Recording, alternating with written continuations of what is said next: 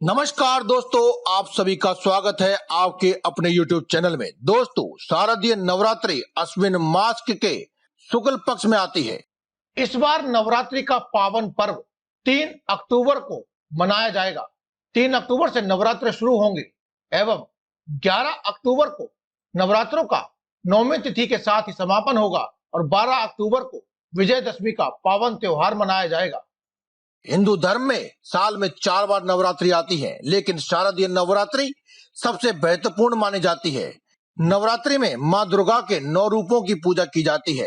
लोग 9 दिन तक व्रत रख करके माँ दुर्गा की उपासना करते हैं। मान्यता है कि इन 9 दिनों में माँ दुर्गा धरती पर अपने भक्तों के सभी कष्टों को दूर करने के लिए और उनकी सभी मनोकामनाओं को पूर्ण करने के लिए आती है। इसीलिए विधि विधान के साथ माता रानी की पूजा अर्चना की जाती है और उनको खुश करने का, प्रसन्न करने का भरपूर प्रयत्न किया जाता है। इस दौरान कई तरह की बातों का आपको खास ख्याल रखना चाहिए, वरना माता रानी आपसे क्रोधित भी हो सकती हैं। कहते हैं कि 9 दिनों तक ब्रह्मचार्य व्रत का पालन अवश्य करना चाहिए। व्रत के दौरान कई ऐसी चीजें हैं जिन्हें आपको खाने में भूल करके भी शामिल नहीं करना चाहिए। अगर गलती से भी अगर आपने इन चीजों का सेवन कर लिया तो उपवास निष्फल हो जाता है। आइए जानते हैं कुछ ऐसी चीजों के बारे में जिन्हें नवरात्रि के दौरान कभी भी भूलकर भी आपको सेवन नहीं करना चाहिए, वरना माँ दुर्गा रुष्ट हो जाती है।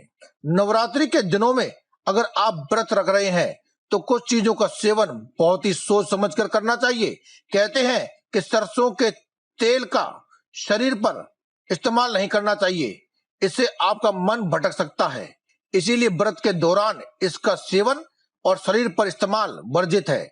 इसकी जगह आप घी या मूंगफली के तेल का सेवन कर सकते हैं या फिर इस्तेमाल भी कर सकते हैं। दोस्तों, नवरात्रि के दिनों में बहुत सी चीजों का सेवन मना होता है।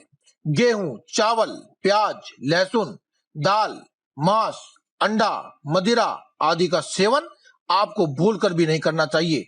इसके साथ ही इन दिनों में हल्दी, धनिया, हींग, गरम मसाला, सरसों और लौंग का इस्तेमाल करने से भी बचना चाहिए।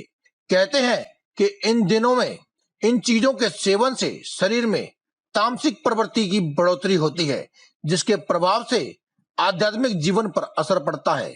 नवरात्रि के व्रत में गेहूं, चावल, सूजी, बेसन आदि का सेवन नहीं किया जाता है।